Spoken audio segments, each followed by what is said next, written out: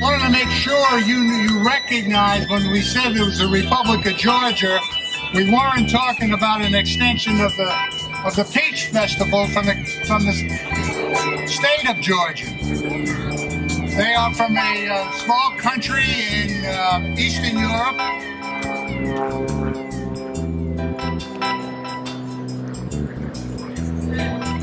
They're from the small country in Eastern Europe. They, behind the United States and England, supply most of the fighting force that's in Afghanistan and Iraq right now. They've had over 11,000 soldiers go through those two countries. They've got now engaged and have 2 battalions of infantry. They've suffered almost 500 casualties, to include 45 dead. So this is a part of the ceremony, is that we're honoring them as a significant ally to the United States in its war against terror. So you needed to know that, and I would ask, if you've got time, go up and give them your appreciation. You know, 11,000 soldiers, that is almost an Army division, which unfortunately we don't have anymore to send. So they present them, they are the significantly largest non-NATO country supplying troops on a war against terrorism. Now, one of the things I think you need to know about why it's so significant that they are participating in the war against terrorism, because as you know, who's our northern neighbor here in South Carolina? North Carolina. No problem with North Carolina. Who's the northern neighbor of Georgia, the Republic of Georgia? Soviet Union, the Russians, right the way you at. who are, for centuries, have coveted the area that is now the Republic of Georgia. They've been in and out of Georgia for over 1,000 years, and they're back into that same game again now. So not only is the Georgian military responsible for the war against terror and our staunch ally in Iraq and Afghanistan, they've got to protect their own borders and have their own issues to worry about within the borders of Georgia. So it's important then that we recognize that we don't live by ourselves, that we have other responsibilities around the world. And I like to think that in the very near future that the Republic of Georgia will become a NATO ally as they are now a non-NATO ally. They are supplying more troops than with the exception of England, than any other NATO country. So with that, we'll continue with the Buffalo Soldiers who, as you know, presented to the United States Army a significant fighting force during right after the Civil War, and particularly during the Mexican War, Border War at the turn of the century, and the Cuban War immediately after that. They're the ones who made the charge in Cuba headed by Teddy Roosevelt. So they've got a long history of having had contact with the enemy, whether it be in the Indian Wars, the Mexican War, the Cuban War, World War I, World War II, and Vietnam. In fact, one of our members of the Celebrate Freedom Foundation served in the 1st of the 9th Cav in Vietnam. So you're talking about two units that have a long lineage who now traded in their horses for helicopters. And I think probably they found out it was easier taking care of a horse than it is a helicopter.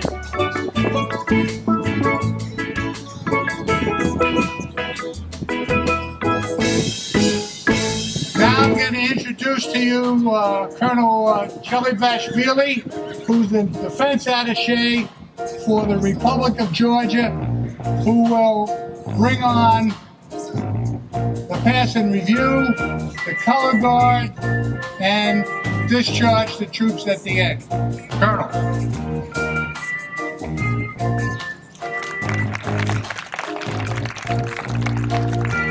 Pass and review. Post the colors.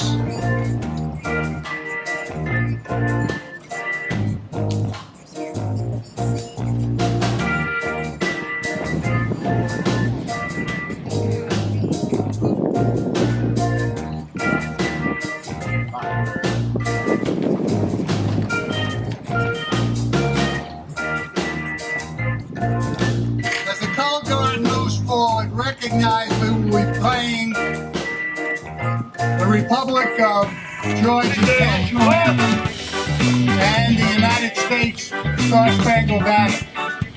It would be appropriate, and from a protocol standpoint, that when we play the national anthem of the Republic of Georgia, that everybody stand and remove your headgear. When we play the national anthem of the United States of America, you again would stand, remove your headgear if you are a civilian. If you are a veteran or in the military, you are authorized by Congress to salute the flag.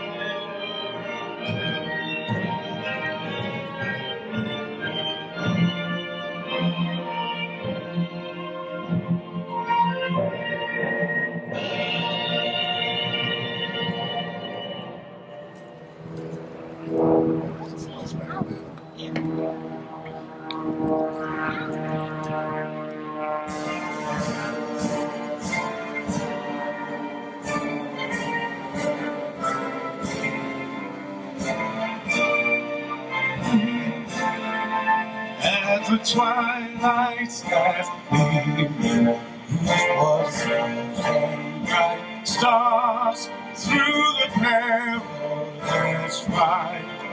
Oh, the ramparts we watch, birds so gallantly scream, and the rocket's red glare, the bombs bursting in air, gave proof through the night that our flag was still there. Oh, say does that star-spangled banner yet wave? Oh, the land of the free and the home of the brave.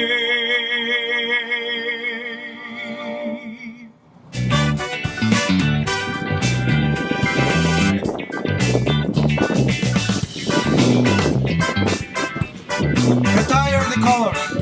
Detail. On left and 6 loud.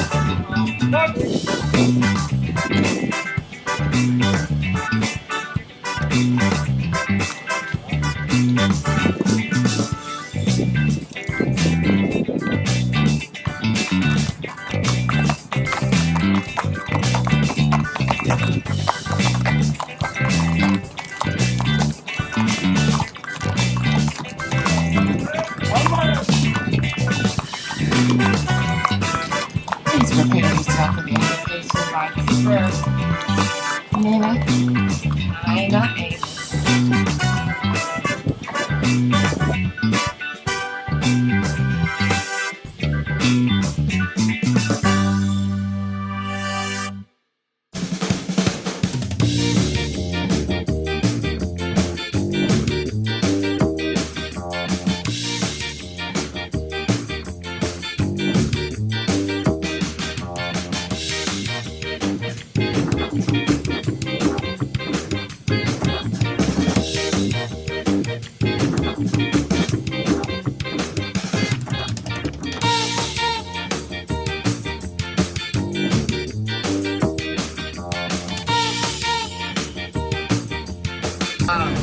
In the future, you will see them again.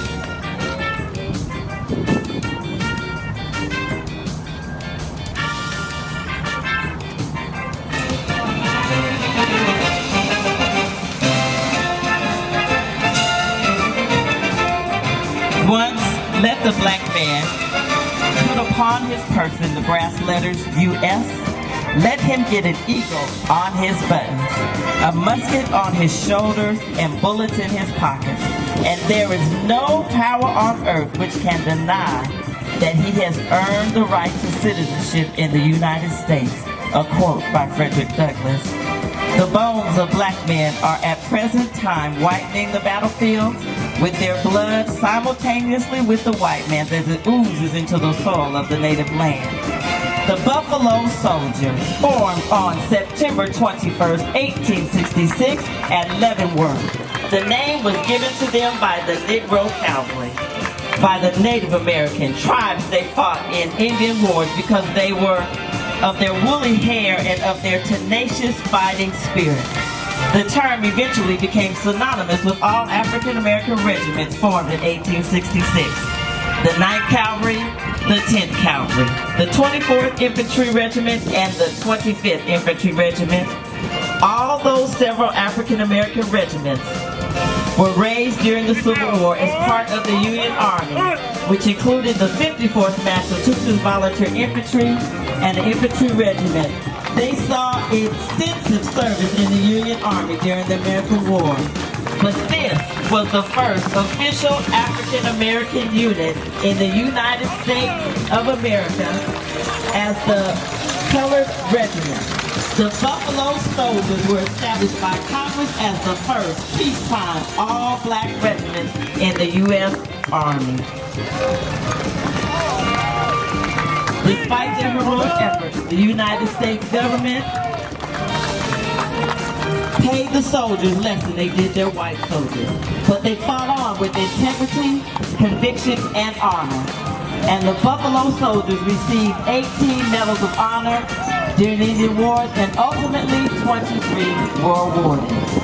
There is no person on earth more loyal and devoted to their country than the Buffalo Soldiers. And we thank them for their effort, for their valor, for their lives, and for everything that they gave in serving our country.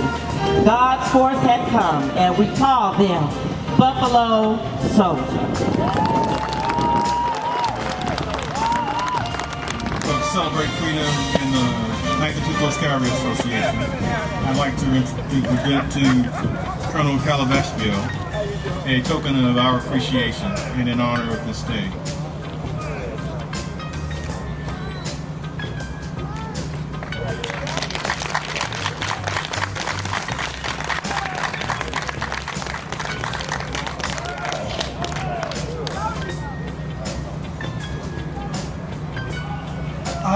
Anna, thank you for this great event. We are here to honoring the Buffalo Soldiers, and on behalf of the Georgian nation, I would like to introduce one gift to the commander.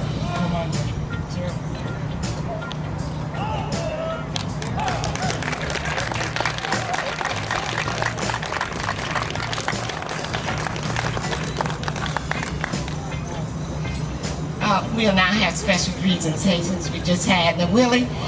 That's supposed to go on your shelf.